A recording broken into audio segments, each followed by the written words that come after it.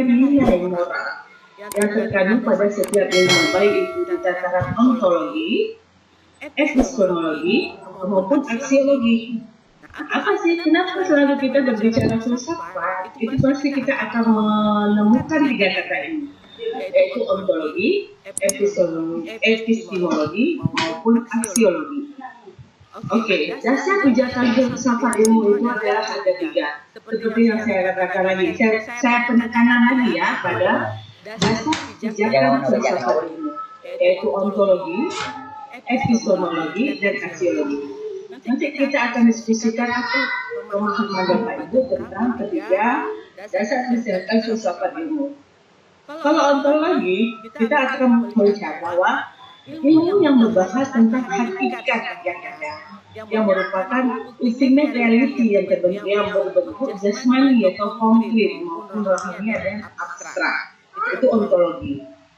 Nah, ontologi itu saling berkaitan antara epistemologi. Kalau ontologi berbicara tentang hakikat atau bentuk yang konkret atau abstrak, maka epistemologi lain lagi. Dia merupakan cabang filsafat yang membicarakan hakikat ilmu. Dan ilmu sebagai proses adalah usaha yang sistematik dan metodik untuk menemukan prinsip kebenaran yang terdapat pada suatu objek kajian ilmu. Nah, itu kalau kita mengkaji tentang epistemologi. Nah, antara ontologi, epistemologi, ini berkaitan lagi dengan satunya lagi, itu aksiologi. Aksiologi itu berasal dari kata aksi, yaitu berkaitan dengan kegunaan, kemanfaatan, prakteknya. Apa sih manfaatnya? Apa sih kegunaannya? Berkaitan dengan kegunaan dari satu ilmu, hakikat ilmu sebagai suatu yang didapatkan dan digunakan untuk kita dalam menjelaskan, dalam meramalkan, dalam mengaplikasikan, dalam menganalisa, dalam menelaah mengenai gejala-gejala alam. Nah, itu merupakan kaitan yang paling erat antara epistemologi dan aksiologi dalam filsafat ilmu. Maka kita akan bisa memilah yang mana yang dikatakan ontologi, yang mana yang dikatakan epistemologi, yang mana yang dikatakan dengan aksiologi. Nah, seperti dalam pendidikan kita juga sering membahas antara kompetensi sering kita sebutkan psikomotorik, afektif, dan kognitif. Nah, dikatakan sebagai ontologinya. Afektif adalah epistemologinya. Sedangkan psikomotorik adalah dikatakan sebagai action atau aksiologi dalam sebuah filsafat. Nah, ini adalah tiga hal yang harus terkaitan antara. Oke, kemudian nanti lihat dulu slide-nya. Nanti kita komunikasikan, kita bahas pada diskusi kali ini. Oke, boleh silakan yang lainnya dulu bertanya. Atau kita bahas tentang apa yang sudah saya jelaskan tadi. Silakan siapa yang halo,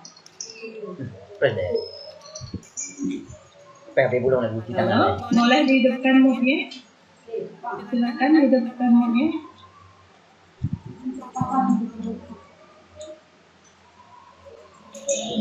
Ya, kita masuk semua nih, ada 2 tiket, 1 orang lagi.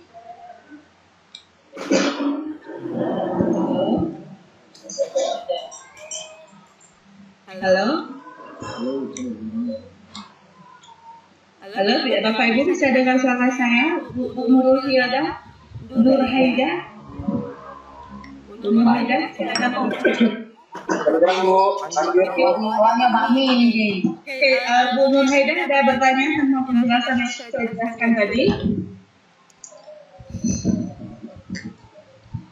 Halo, Bu Nur Haida?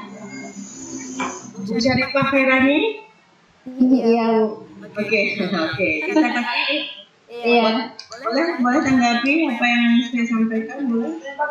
Ya, tadi kan Ibu bisa menjelaskan bahwa dasar pijakan ilmu itu ada ontologi, ada epistemologi. Ontologi itu ilmu yang berbicara tentang hakikat yang ada. Sedangkan epistemologi hakikat ilmu, berbicara tentang hakikat ilmu. Itu perbedaannya kira-kira bagaimana? Oke. Epistemologi adalah berbicara hakikat dari sesuatu. Artinya dia tidak lagi berbicara tentang definisi. Kalau yang pertama itu kita berbicara ontologi itu berbicara tentang definisinya, baik itu secara bahasa maupun manajemen secara bahasa apa? Manajemen secara bahasa adalah manage, sedangkan secara istilah adalah sesuatu hal yang mampu memanage, itu baik dalam atau dalam kelompok. Itu adalah manajemen secara istilah. Sedangkan untuk epistemologi adalah hakikat dari sebuah manajemen, hakikat dari sebuah ilmu pengetahuan. Nah, kalau hakikat itu merupakan root dari maka dikatakan sebagai epistemologi. Berbeda dengan ontologi. Sedangkan aksiologi adalah actionnya, action dari sebuah untuk ilmuwan. Action daripada filsafat bukan berarti kita harus bukan. Artinya semua itu motivasi untuk terus memiliki spirit untuk terus berkembang. Seperti saya katakan tadi, yang menjadi aksiologi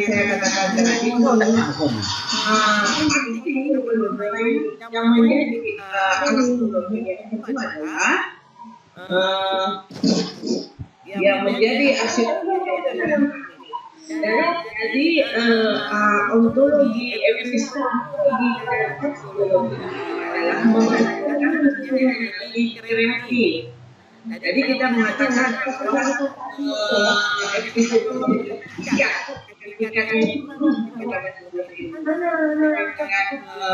epistemologi adalah aksiologi adalah action daripada sebuah ilmu pengetahuan.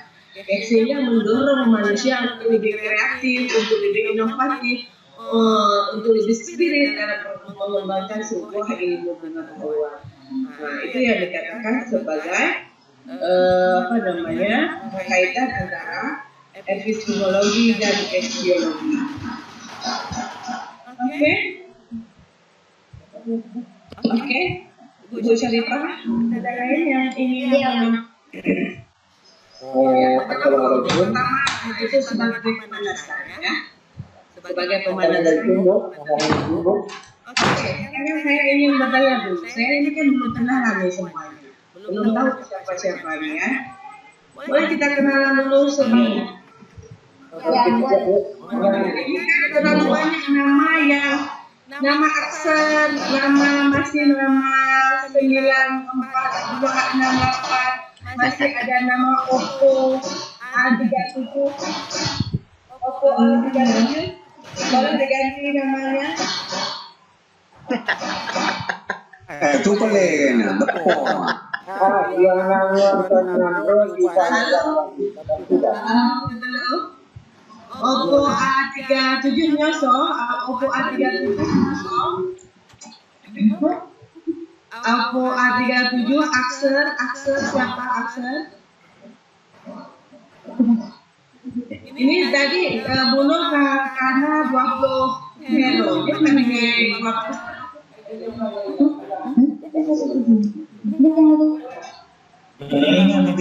Halo.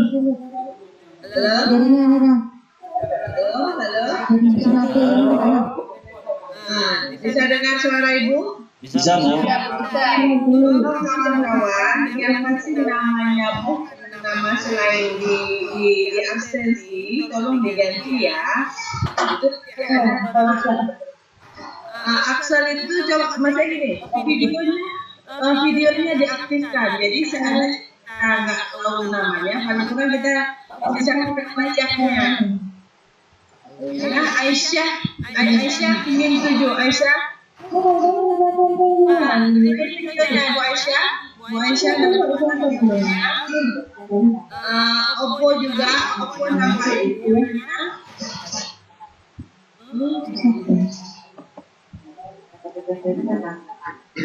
Asal Pak, asal bayinya. Pak Iskandar. Oh Pak. Asma Iskandar, Bu. Oh Pak Iskandar. Iskandar ya.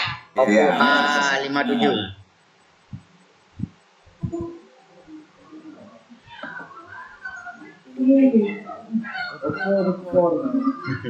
Gelas 9 itu Pak mana nih?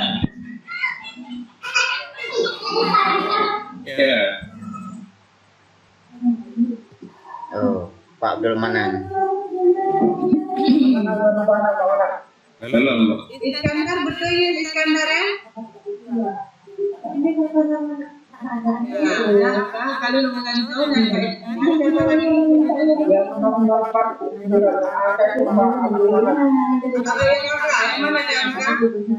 Gelas 9 itu. 9942. 9942. 9942 atau Nanso? Abdul mana, Bu?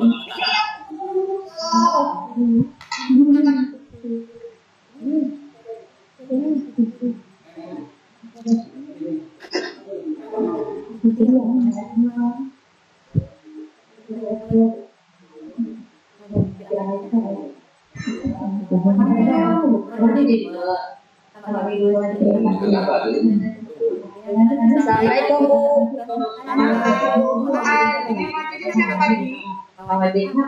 Ini dengan Hasbiah Bu. Hasbiah. Aslinya. Iya. Hasbiah. Hasbiah. Hasbiah. Dari Hasbiah ya.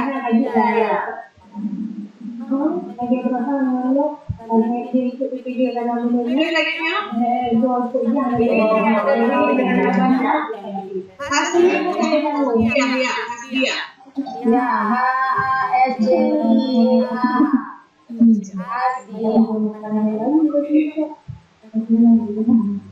Yang dengan curhannya Nena. Terima kasih Bu. Ibu lebih yang dengan curhannya.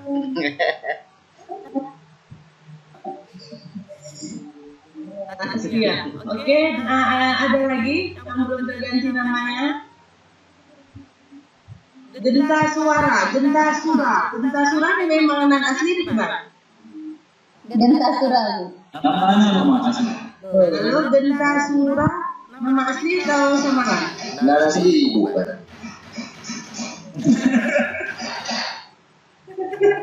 Memang Nama asli Bu. Nah, sini yang Bu. Anda dengar? Dentasura nama asli atau nama samaran? Nama asli Bu. Nama asli Bu. Oh, Dentasura nama asli.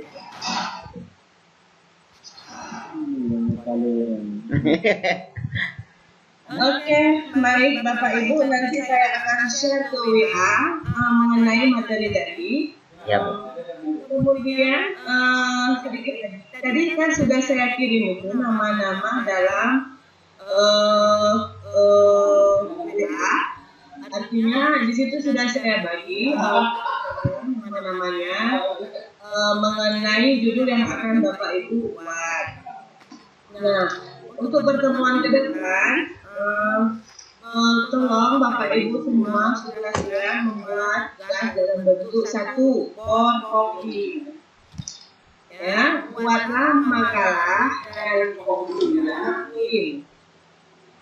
Nah, kemudian halaman kopi paling banyak 10 lembar, paling sedikit 4 lembar. Mohon Bapak Ibu mencatat dulu apa yang saya instruksikan. Wait. Ya, yang pertama, Bapak Ibu sudah menerima di WA group judul makalah sudah? Sudah. Nah, di situ kan sudah saya tidak mencantumkan nama dan NIM Bapak Ibu. Jadi Bapak Ibu bisa memilih sendiri judul-judul yang akan Bapak Ibu buat. Nah, tugas yang pertama, buatlah PowerPoint minimal 7 lembar.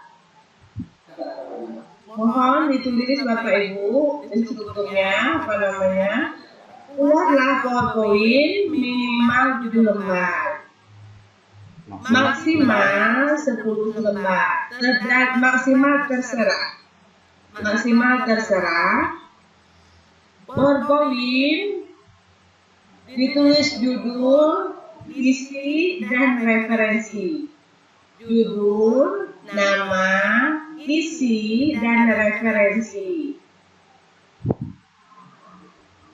PowerPoint dikumpulkan semua pada tanggal Sabtu depan. Sabtu depan pulang kan? Tanggal lebih besarnya? Kita tuh. Ya, kumpulkan makalah PowerPoint pada tanggal 31 Oktober jam 1.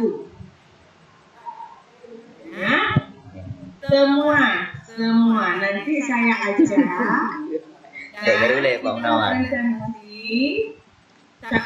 Sekali pertemuan 2 atau 3 orang mempresentasikan makalah PowerPoint-nya.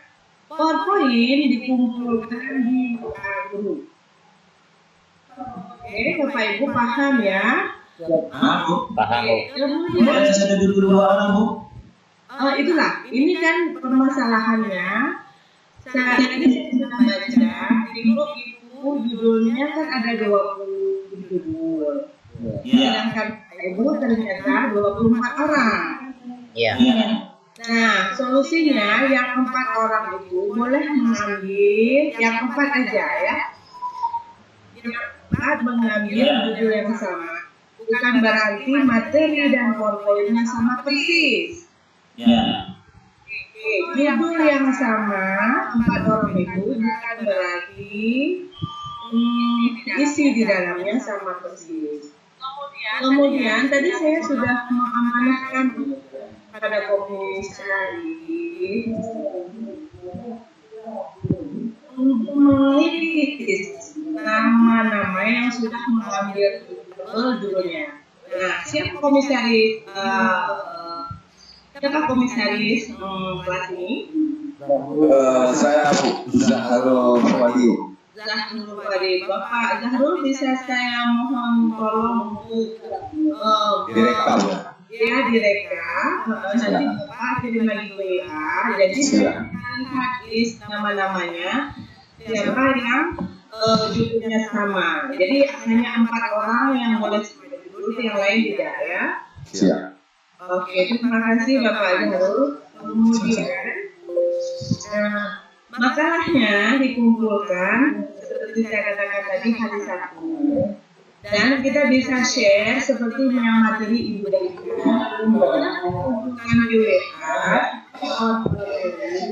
bisa memahami apa yang Bapak Ibu berikan.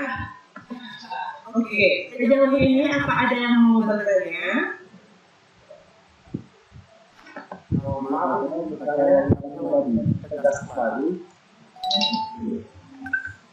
Ya, atas nama siapa ini?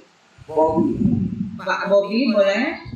Tadi sudah dijelaskan bahwa misalkan terbagi 3, itu ada arkeologi, epidemiologi, dan aksiologi. Itu sebenarnya kalau untuk tadi sudah dijelaskan bahwa di sekolah itu kan ada 3 ranah, itu ada ranah kognitif, afektif, dan psikomotorik. Apakah bisa disamakan atau tidak boleh disamakan, atau hanya mendekati seperti persamaan ini? Terima kasih. Oke. Kita buka lagi ya tentang tadi. Nah, dalam filsafat umum kita mengenal 3 pijakan. Pijakan ini merupakan dasar daripada sebuah filsafat. Nah, ketika kita berbicara filsafat, maka kita akan menemukan arti ontologi, arti epistemologi, arti aksiologi. Nah, Bapak Budi saya tanyakan tadi, apakah sama antara ontologi dengan kognitif, antara epistemologi dengan afektif, antara apakah sama aksiologi dengan psikologi? Karena kita backgroundnya banyak yang pendidikan, ya kan? Nah, kalau kita katakan sama, itu hampir sama. Artinya yang begini, ontologi itu kita berbicara tentang hakikat atau apa namanya definisi daripada sebuah kata. Dia berbicara tentang apa sih arti pendidikan. Pendidikan secara bahasa adalah, pendidikan secara istilah adalah. Kemudian kita kalau ingin mengkaji hukum, hukum apa sih ontologi daripada hukum? Hukum secara bahasa adalah, hukum secara istilah adalah. Nah, seperti juga kognitif. Kognitif itu bagi peserta didik, tingkatan dia adalah untuk sekedar mengetahui apa. Ya kan? Apa itu sholat? Apa itu puasa? Apa itu? Nah, dia hanya bisa menangkap bahwa kognitif itu pengetahuan dia tentang sebuah bidang ilmu yang kita berikan, yang kita sajikan. Jadi paling kurang di situ dia mengetahui apa, bagaimana, itu tidak merupakan substansi tapi pijakan dasar. Kemudian bagi epistemologi. Epistemologi itu berbicara tentang hakikat daripada sebuah ilmu, ya. Nah, cabang filsafat berbicara mengenai hakikat ilmu, juga sebagai proses usaha dalam yang secara sistematis, secara struktur, secara metodik, secara prinsip pada sebuah ilmu pengetahuan. Nah, di dalam ilmu pendidikan kita mengenal dengan afektif. Nah, afektif di situ dia sudah mulai menanyakan bagaimana, kenapa harus ada ini, kenapa terjadi yang begini. Jadi di situ sudah memiliki rasa ingin tahu yang kuat, sehingga peserta didik ingin mengetahui kelanjutan daripada kognitif dia di awalnya. Sedangkan aksiologi seperti saya katakan tadi, action, aplikasi. Sedangkan dalam pendidikan kita dengan psikomotorik. Di situ dikatakan adalah implementasi dia dalam kehidupan sehari-hari. Setelah dia mengetahui sebuah pengetahuan, sebuah ilmu, apa dampak daripada ilmu tersebut terhadap diri dia sendiri, diri peserta didik atau manusia, mengenai actionnya pada kehidupan sehari-hari. Setelah dia tahu tentang ilmu tentang manajemen, bagaimana dia mengactionkan, mengaksiologikan ke dalam kehidupan atau gejala-gejala alam yang dia jalani. Bagaimana dia melakukan psikomotorik dia dalam mengaplikasikan ilmu-ilmu yang sudah dia dapatkan. Nah, seperti itu mengenai antara ontologi, epistemologi dengan aksiologi. Jadi kalau kita ingin mengaitkan dalam dunia pendidikan, sama tapi tidak berarti persis sama. Oke, ada yang chat saya ini? Siap, terima kasih. Ya, terima kasih Pak Bobi. Yang kita tanyakan kembali nanti. Jadi isinya cuma 8 lembar ya. Nah, ada yang nanya nih. Bukan sama saya ditanya sama Pak Ibu. Pak Ibu tanya, Bu, isinya cuma 8 lembar ya? Isinya minimal 7 lembar. maksimal terserah Bapak Ibu. Kemudian Pak Zulkarnain tanya lagi, judulnya di lembar pink apa? Sama referensinya di dalam yang mana? Ya. Kalau Bapak Ibu punya 15 hektar, berarti yang pertama judul, yang kedua adalah Referensi. Bu, lu cuma 5 hektar, belum memenuhi kuota minimal. Bu, mau tanya Bu, nanti itu persentasenya Zoom atau tatap muka? Enggak, Zoom. Kita tidak. Saya sudah tanya ke akademi, ke Pasca. Jadi saya menanyakan, apakah boleh kami mengadakan tatap muka? Secara prosedural itu, kami Pasca memberikan izin untuk melakukan tatap muka, terutama di gedung Pasca. Kalau Bapak Ibu mau ke kafe, tanda kutip ya, kafe, atau ke tempat di luar gedung Pasca, itu silakan. Itu jawaban dari akademi Pasca. Nah, Bapak Ibu kan sudah saya tanyakan kemarin, Bapak Ibu, kita maunya gimana selama pertemuan ini? Apakah itu dengan Zoom? Boleh jawabnya? Iya, ya, makasih. Enggak, kawan-kawan yang lain boleh jawaban seperti itu, kita tetap dengan Zoom. Boleh. Jadi, murah, terjangkau, habis itu nggak capek. Izin Bu. Itulah makanya Ibu mohon untuk membuat judul makalah supaya Ibu itu ditampil. Makanya kita mandul.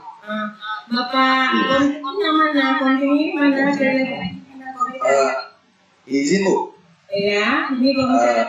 Iya, bisa harus lagi. Jangan lupa tolong ya diingatkan kawan-kawan.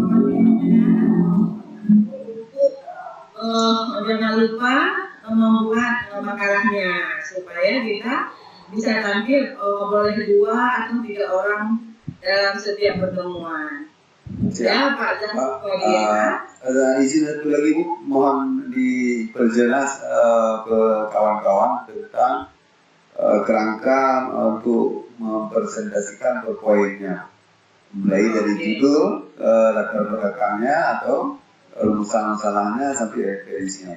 Terima kasih. Oke. Kita tidak sama antara Word dan PowerPoint. Kalau Word itu biasanya cenderung kan covernya, latar belakangnya, diusah perjalanan baru masuk, ya kan? Menurut PowerPoint cukup nama saudara, judul, lembar pertama, lembar kedua sampai seterusnya isi dulu semua. Dan lembar terakhir adalah referensi. Jadi tidak berbuih-buih langsung masuk. Begitu mekanismenya pengajaran kemarin. Ya, terima kasih banyak Bu atas penjelasannya, karena udah tua Bu, udah jadi minyak kayu itu bilang apa kamu kira-kira anak dari UK itu bukan itu udah mana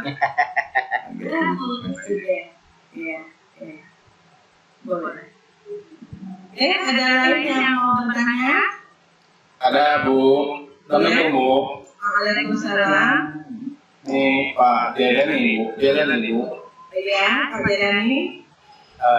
Ini kan ada ilmu filsafat, itu ada ilmu logika. Secara bahasa filsafat itu kan berpikir.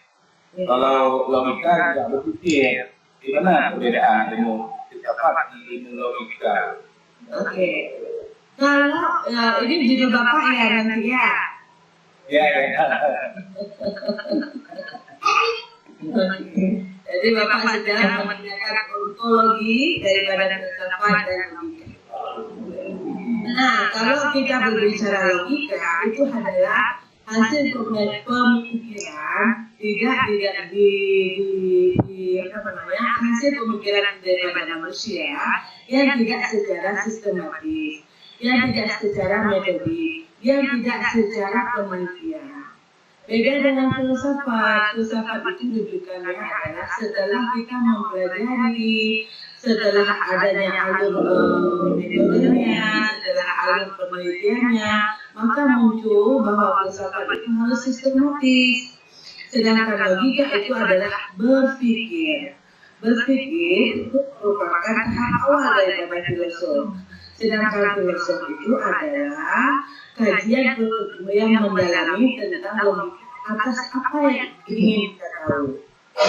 Nah, dengan adanya logika, maka munculnya ilmu-ilmu dan filsafat adalah hasil daripada penasaran, hasil dari ingin tahu. Itu logika. Jadi kita kan ingin tahu kenapa adanya Tuhan, dari mana Tuhan itu, kenapa adanya bumi, dari mana bumi itu, apa unsur bumi. Nah, dari mana itu unsur bumi, kemudian komponen-komponen bumi itu merupakan pengetahuan yang telah disusun secara sistematis melalui penelitian, melalui pengkajian yang mendalam. Begitu Bapak Jayani? Ya, benar. Nanti semakin Bapak baca, maka semakin banyak apa sih perbedaan angka. Itu nanti akan jadi temuan ya Pak ya. Ketika Bapak bikin PowerPoint, ini perbedaan antara, coba Bapak catat, ini perbedaan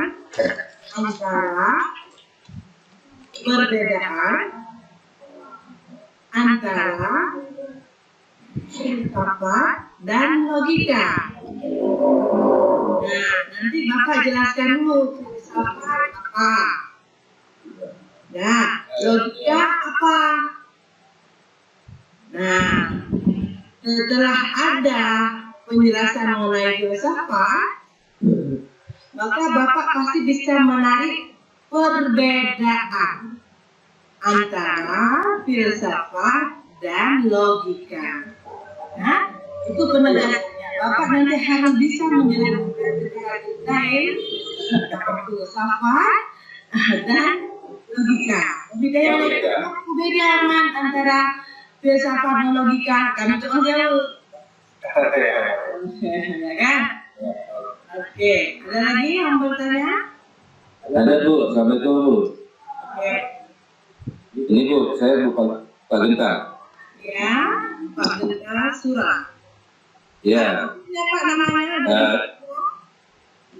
Pak Genta Surah. Nah, apa artinya namanya?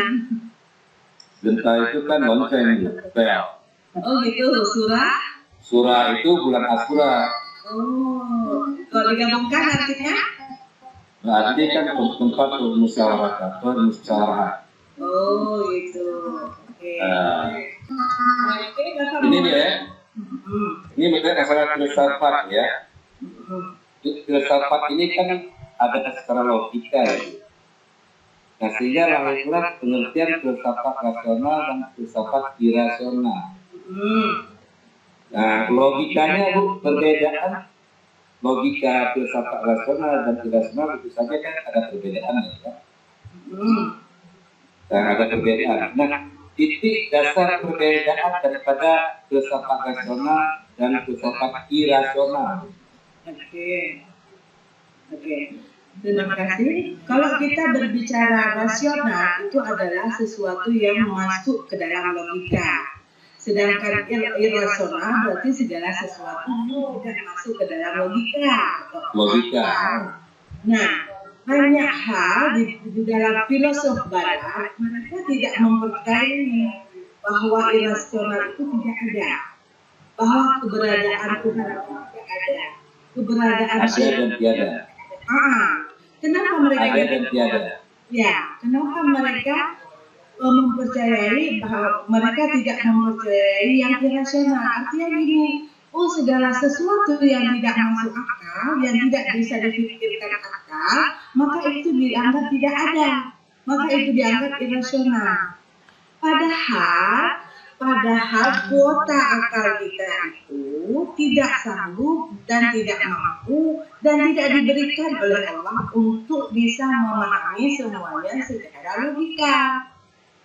Nah, artinya manusia ini memiliki kapasitas GB akalnya itu tidak sama seperti GB akalnya yang pembuat akal, ya. Jadi, kalau filosof-filosof barat, mereka tidak mengimani. Berbeda dengan filosof-filosof Islam. Nah, dalam makalah nanti itu ada. Kita akan membicarakan topik mengenai bagaimana sih pandangan para filosof barat mengenai filsafat. Dan bagaimana pandangan filosof-filosof Islam mengenai filsafat. Nanti kita akan melihat di mana perbedaannya. Yang pasti, filosof barat itu tidak mengimani segala sesuatu yang irrasional. Berbeda dengan filosof Islam yang memang pijakan itu adalah keimanan. Orang Islam, filosof Islam mempercayai ilmu pengetahuan dengan iman. Makanya iman dulu, baru mengkaji. Berbeda dengan filosof barat, mereka tidak iman dulu, mereka kaji dulu. Nah, sama seperti kisah filosof yang paling besar dalam mencari Tuhan siapa? Filosof Islam, Bapak, filosof Islam, Bapak siapa tadi Pak Genta? Siapa nama filosof Islam yang mencari irasional? Salah satunya Al-Kindi. Belum, sebelum Al-Kindi, para nabi. Para nabi Ibrahim. Iya. Ibrahim. Apa yang dia cari? Ya, itu adalah seorang filosof yang mencari tentang ada, tidak ada, Ada dan tidak ada. Tuhan. Nah, jadi beliau melihat matahari kayaknya Tuhan ini. Kenapa matahari bisa tenggelam? Nggak mungkin Tuhan tenggelam. Lihat bulan, oke Tuhan. Dia bermain antara logika irasional dengan logika rasionalnya tentang ontologi. Tentang ontologi itu apa? Kenapa? Nah, itu merupakan salah satu bentuk daripada rasional dan irasional bagi manusia yang memikir tentang keberadaan ada atau tidak adanya. Begitu penjelasannya Pak Benta. Ya. Oke. Baik Bu, terima kasih Bu. Pak jelas. Oke. Baik, saya sekarang perkenalkan diri. Assalamualaikum Bu. Waalaikumsalam. Ini Bu ada pertanyaan satu lagi, boleh? Boleh. Karena ini sangat menarik Bu dari pembicaraan tentang logika dan filsafat tadi.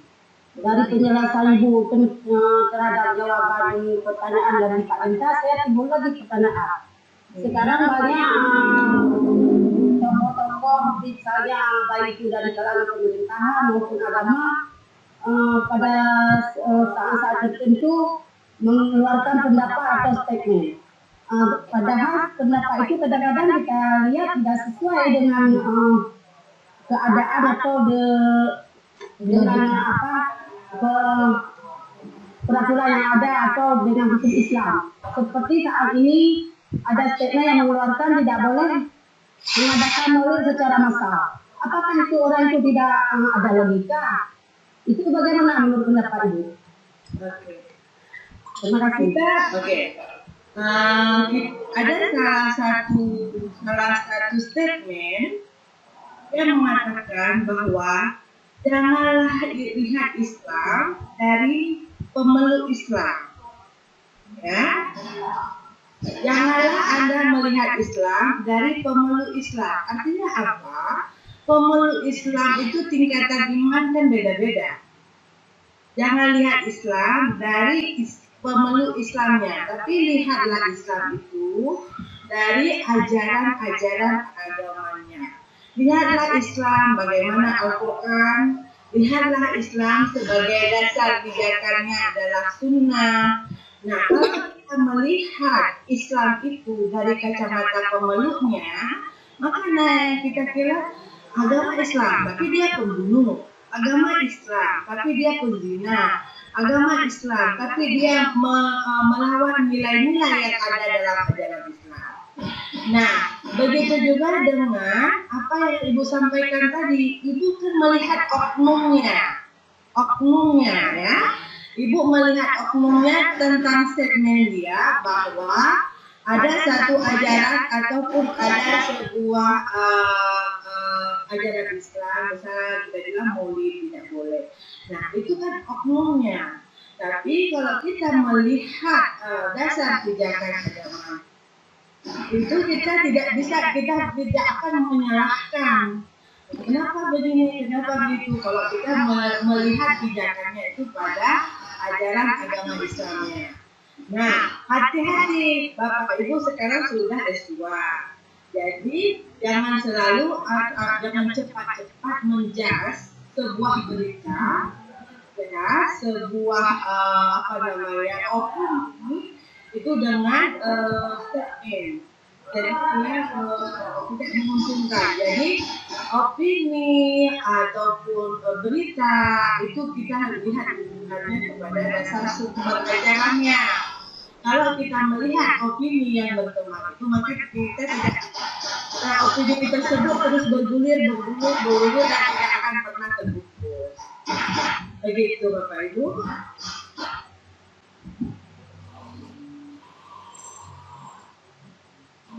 Ya Bu, terima kasih banyak atas penjelasannya. Semoga saya tidak puas, karena kalau saya puas tidak akan mencari lagi. Terima kasih, sementara saya terima dulu.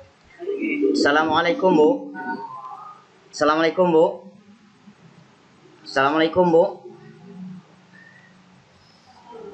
Assalamualaikum Bu.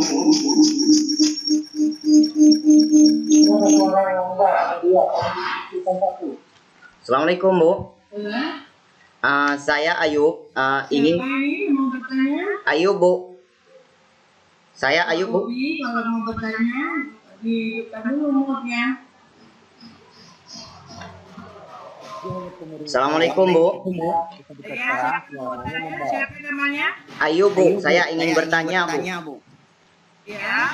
Ini Bu, ini kan ada sebuah pendapat tentang Aristoteles yang mengatakan bahwa ilmu pengetahuan sempurna tak boleh mencari untung, namun harus bersifat kontemplatif. Bagaimana ini Bu maksudnya? Oke, terima kasih. Artinya Aristoteles mengatakan bahwa ilmu itu adalah sesuatu yang murni. Ilmu itu tidak bisa dikomersialkan, ya. Sedangkan sekarang dunia pendidikan itu banyak yang sekali yang dikomersialkan. Sedangkan hakikat daripada ilmu tersebut, Aristoteles menegaskan tentang kemurnian sebuah ilmu. Ilmu itu bukan untuk dikomersialkan. Artinya ketika ilmu sudah dikomersialkan, maka hanya segelintir orang yang bisa menikmati tentang ilmu pengetahuan. Nah, diskriminasi sebuah ilmu itu sudah melenceng daripada hakikat ilmu. Karena ilmu itu sesuatu yang murni, sesuatu yang harus dikaji, sesuatu yang harus dimiliki oleh setiap manusia, maka ilmu itu tidak bisa dikomersilkan, tidak bisa dibuat keuntungan daripada sebuah ilmu pengetahuan.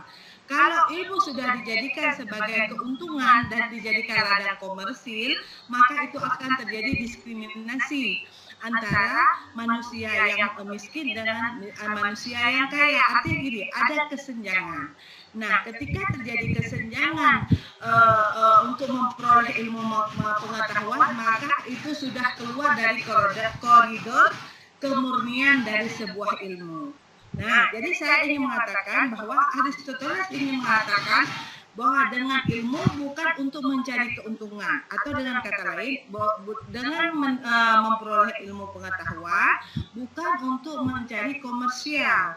Nah Bu, bagaimana kalau kita kuliah? Nah, kuliah itu kita kan memiliki prosedur pembayaran, kita memiliki prosedur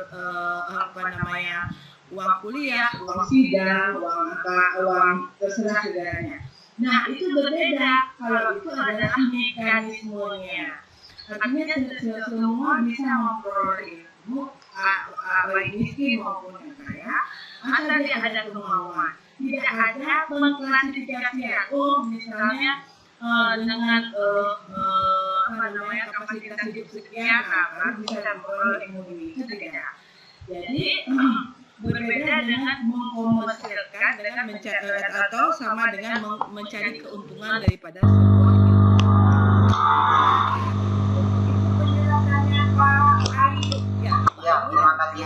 penjelasannya. Videonya kemana? Ya, ini ya ada yang saya Bu Ayu Bu di atas. Kemudian laptopnya nggak bisa bersuara Bu. Makanya saya pakai earphone supaya bisa terhubung suara. Laptop Bapak, maaf, kedengaran Bapak, cuma video Bapak yang nggak kelihatan. Oh iya, sama juga Bu, karena satu error kamera Bu, yang ini kameranya error. Ini dari Bapak nih, Iya. Bapak nih, Pak Ayu. Iya, yang ada di atas Bu. Ini Bu yang angkat tangan Bu, Ayu. Oh, mana-mana tuh. Ya, yang di atas Bu. Oke. Iya, iya. Ini Bu. Oke. Ya, terima kasih Bu atas penjelasannya Bu. Oke. Nah, jadi ini suasananya panas, tapi enak. Jadi saya mohon agar Bapak Ibu nanti kita ambil makanan seperti ini. Jadi saya tekankan lagi pada kawan-kawan untuk semua selesai dalam membuat PowerPoint. Saya melihat semangat yang sangat berapi-api. Walaupun tadi ada mengatakan kami Bu maklum dah tua itu bukan menjadi tameng ya. Bukan menjadi tameng untuk dalam menuntut ilmu. Karena dalam menuntut ilmu tidak ada istilah tua muda ada. Tidak ada. Asal kita mau, kita pasti dapat apa yang kita mau. Ya. Oke. Oke. Itu Bu. Ya. Satu lagi Bu. Ini dari Pak Bintang, satu lagi Bu. Boleh. Saya pernah membaca buku Dunia Arab. Dunia Arab. Saya pernah membaca buku Dunia Arab karangan Philip Tahiti. Dunia Arab karangan Philip Tahiti. Ya. Dari kesimpulan akrabnya saya mungkin salah dapat ya. Dia menyatakan bahwasanya filsafat pendidikan Islam itu tidak dapat diterima secara universal. Sekali lagi saya ulang, pendapat dalam buku Philip Tahiti Dunia Arab itu menyatakan bahwasanya filsafat pendidikan Islam tidak dapat diterima oleh secara universal karena filsafat pendidikan Islam itu bertitik tolaknya pada keyakinan. Sementara keyakinan itu secara logika tidak dapat diterima oleh masyarakat non-muslim. Tuh. Ya. Itu sementara kan masyarakat non-muslim itu tidak dapat menerima filsafat ilmu pendidikan Islam secara keyakinan. Mereka secara logika artinya gini, dapat dilihat, dipegang, dibawa kemana-mana. Sementara filsafat pendidikan Islam itu tidak dapat dipegang, tidak dapat dibawa kemana-mana dia. Kalau gaya IPA yang itu. Ya, saya benarkan pertanyaan dari Pak Ayu, Pak Genta. Ya, memang filsafat itu kan akar pertama adalah filsafat. Nah, filsafat menjadi filsafat ilmu. Setelah filsafat ilmu, ada lagi filsafat pendidikan. Ada filsafat hukum, ada filsafat antropologi, ada filsafat sosial, ada filsafat sains, ada filsafat kedokteran, ada filsafat sosial, ada filsafat manajemen. Nah, kemudian kita dari filsafat yang tadi kita bahas satu, filsafat pendidikan. Nah, dalam pendidikan dibagi lagi. Ada filsafat pendidikan Islam, ada filsafat pendidikan Buddha, ada filsafat pendidikan Buddha, ada filsafat pendidikan ateis, ada filsafat pendidikan yang di luar daripada yang saya sebutkan tadi. Nah, pertigakan daripada filsafat tersebut bahwa tidak semua agama bisa menerima mengenai filsafat pendidikan Islam. Seperti yang saya katakan tadi, bahwa Islam adalah berpijak pada kepercayaan, pada keimanan, keyakinan. Jadi Islam itu landasannya pertama adalah kepercayaan. Nah, kemudian keimanan, kemudian apa namanya bukan di keimanan, kepercayaan, keyakinan. Nah, itu merupakan Islam. Berbeda dengan selain pendidikan filsafat pendidikan di luar Islam. Mereka lebih mempercayai bahwa kepercayaan, tetapi dengan ingin cari tahu. Nah, bisa memaksakan.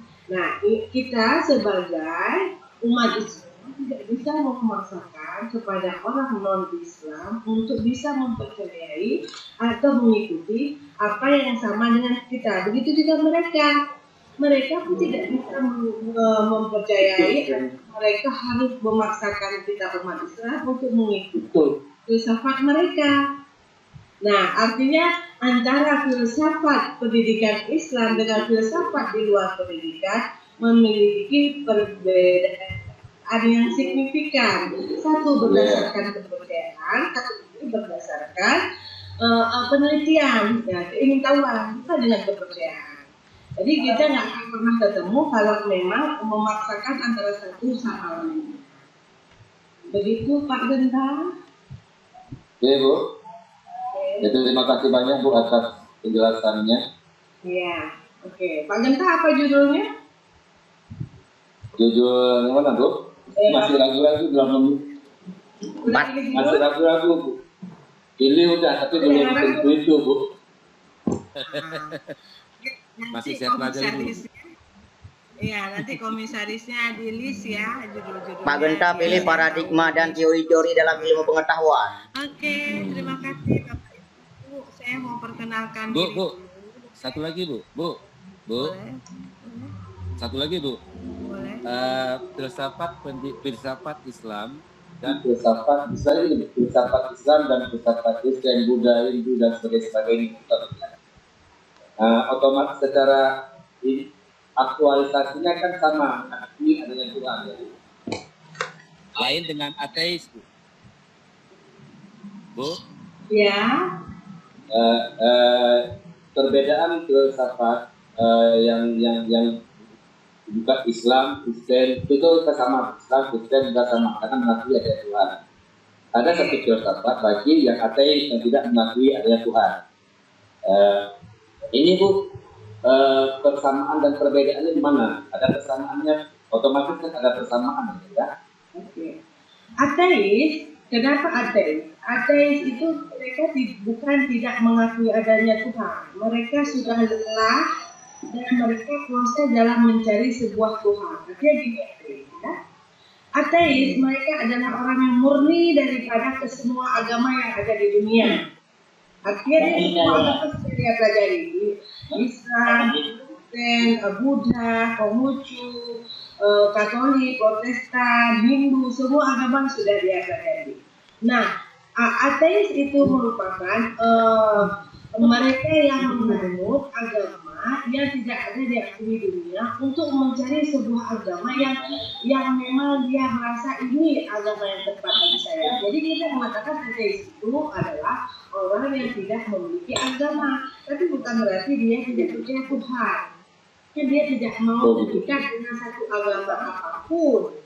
Nah, dia tidak mau terikat dengan satu agama apapun karena dia merasa sedang mencari proses kebenaran yang dalam bukan pada ajaran agama yang dia cari itu. Nah, jadi kita salah mengatakan ateis itu adalah orang tidak ke Tuhan. Tidak, dia mencari kebenaran Tuhan, tapi dia mau menemukan di antara agama yang sudah ada di dunia. Oh begitu. Saya pikir ateis itu identik dengan komunisme juga. Pak Bintang, kalau komunisme mereka mengakui bahwa mereka tidak bukan percaya pada Tuhan, mereka lebih mempercayai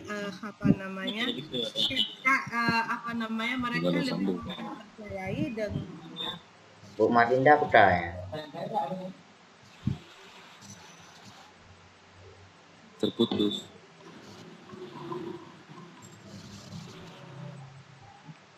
Terputus.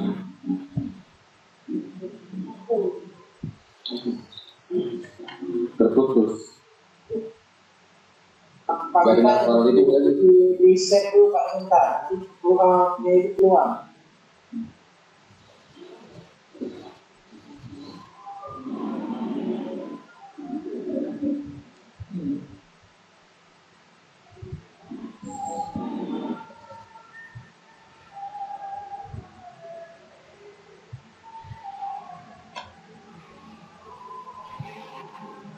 Halo?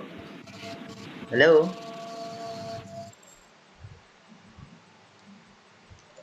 Halo, tes?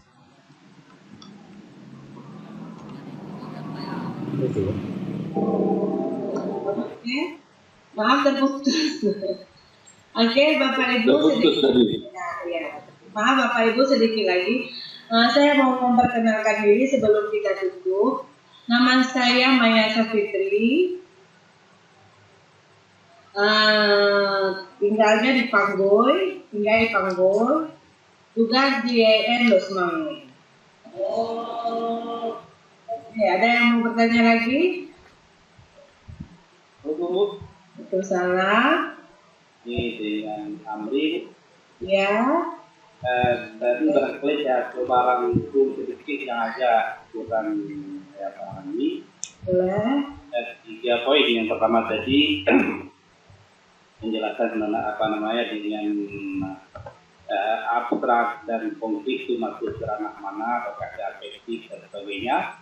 Kemudian yang kedua masalah komersial ilmu itu kita lihat sekarang Bu.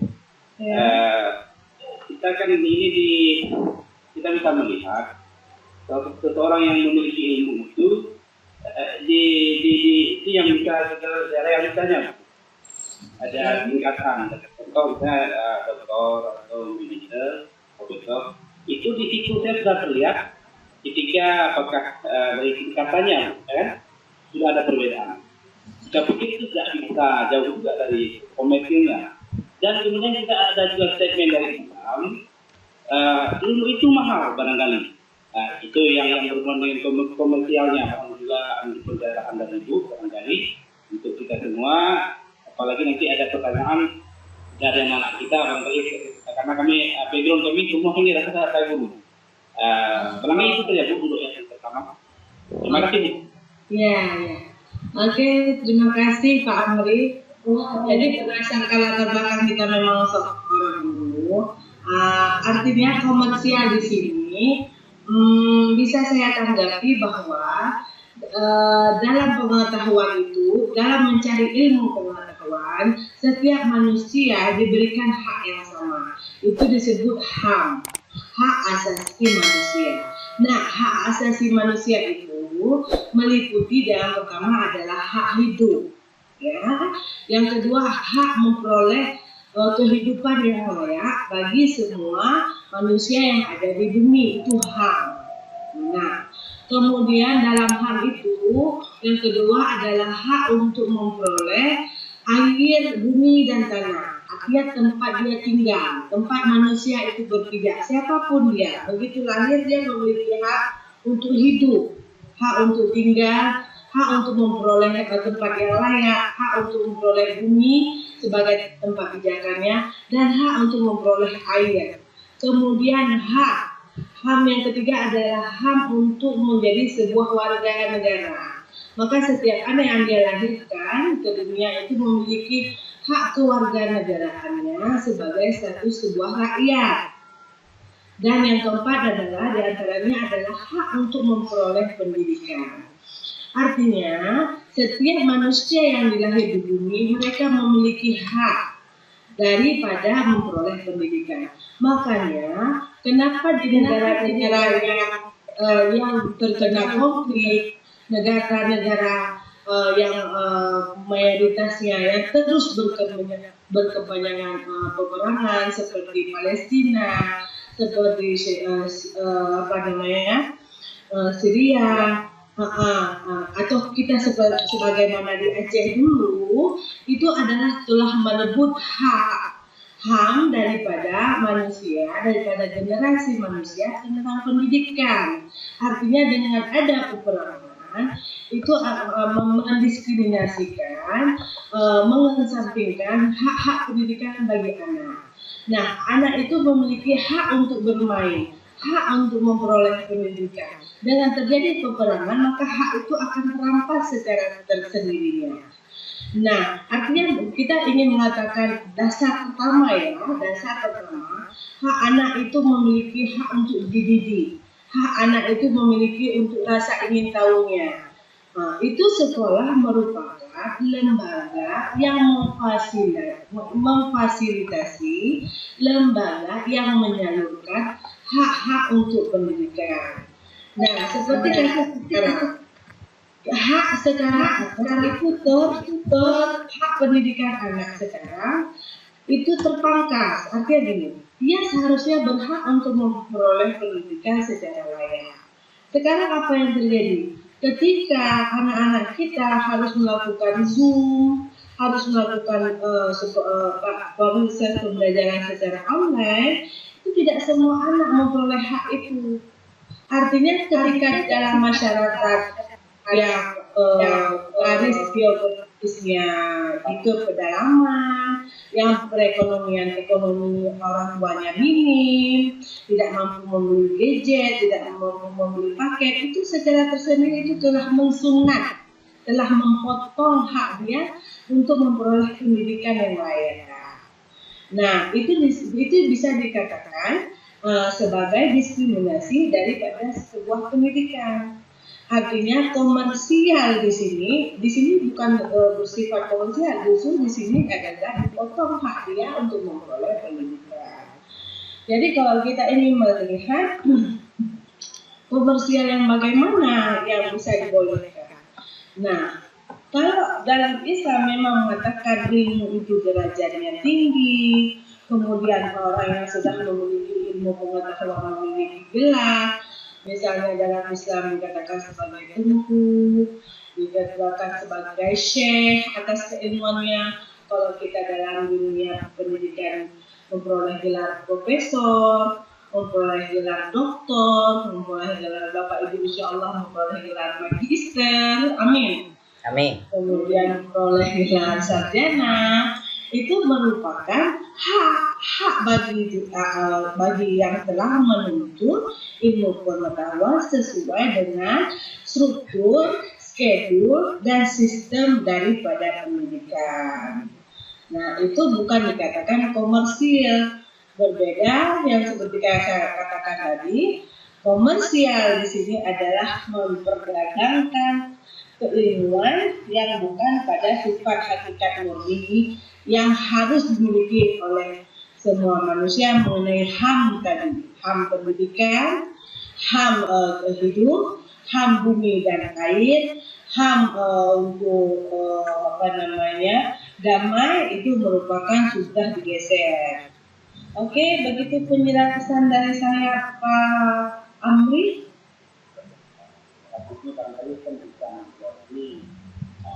Maaf Pak Amri, besar lagi suaranya.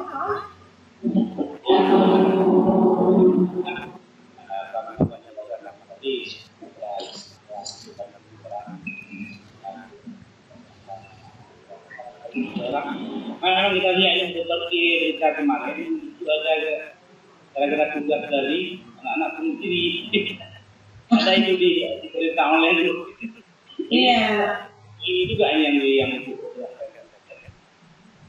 saya pikir itu saja. Insya Allah nanti ya. Oke, terima kasih Pak Amri. Oke. Ada lagi yang ingin bertanya? Selesai? Nah, izin dikit Bu. Ya. Jelas saja. Tadi tentang komersil sedikit. Ini apakah seperti pasarkan modern, mesin atau sekolah itu bisa dikategorikan komersil atau memang dia memilih orang-orang khusus? Sedangkan tadi hak semua orang itu kan sama. Terima kasih. Oke, kalau kita berbicara pendidikan yang bersifat homeschooling ya, homeschooling itu pesantren modern itu adalah homeschooling. Pesantren tradisional itu adalah homeschooling. Sekolah yang di dalam berasrama itu adalah homeschooling. Homeschooling itu adalah sekolah berasrama itu merupakan sebuah mekanisme pendidikan yang baru. Artinya semua masyarakat bisa memilih sesuai selera. Artinya dalam pendidikan itu tidak ada pengkomersial, karena di situ adalah pengklasifikasian, bukan perkomersial, pengklasifikasian. Artinya bagi peserta didik bisa memilih, bisa menginginkan mana yang diinginkan. Artinya sekarang sudah timbul lagi adalah sekolah yang berbasis IT atau sekolah yang berbasis hafiz Quran. Nah, kita susun tadi yang pertama sekolah yang berbasis dayah. Kemudian sekolah yang berbasis tradisional, kemudian sekolah yang berbasis modern, sekolah yang berbasis IT atau Islamic studi, sekolah yang berbasis hafiz Al-Quran. Nah, itu bukan sekolah yang berkomersial, tapi sekolah yang mengklasifikasikan antara keinginan dari peserta didik yang mana yang mereka inginkan. Nah, jadi kan tidak bisa dipaksakan, oh anak ini harus masuk modern. Ternyata dia tidak suka dia yang modern, dia lebih suka kepada yang salafi misalnya. Kemudian peserta didik harus dimasukkan yang berasrama tapi tidak ada agamanya. Nah, di situ penekanannya hanya pada sekolah umum. Nah, itu juga tidak bisa dikatakan komersil. Oh, masalah biaya itu sebuah resiko, sebuah standar yang diterapkan dalam pendidikan tersebut. Standar yang diterapkan itu kan sudah ada list-listnya, uang makannya berapa, SPP-nya berapa, listriknya berapa. Nah, jadi sesuai antara list yang dijelaskan dengan list yang diinginkan. Nah, itu pengklasifikasian tapi memiliki jalur dan tujuan yang sama untuk mencerdaskan peserta didik. Begitu Pak siapa nih, Pak Bobi? Terima kasih Bu Kak.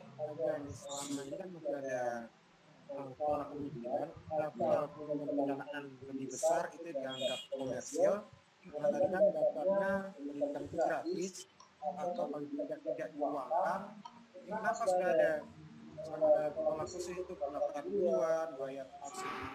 Ada beberapa orang yang tidak sanggup. Tapi setelah dijelaskan bahwa mereka ada list-list khusus, berarti itu tidak termasuk komersial, tapi memang sudah prosedural, itu berarti tidak lebih jelas. Terima kasih.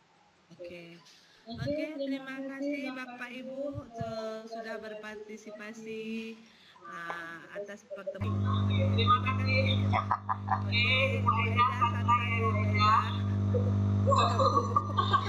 Sambil tidur. Terima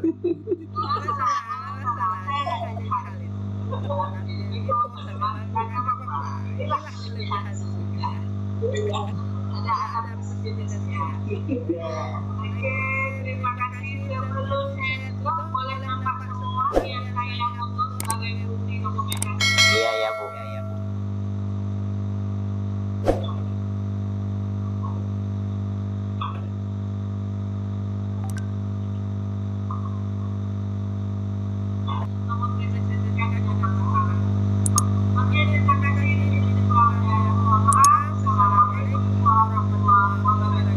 Waalaikumsalam warahmatullahi wabarakatuh.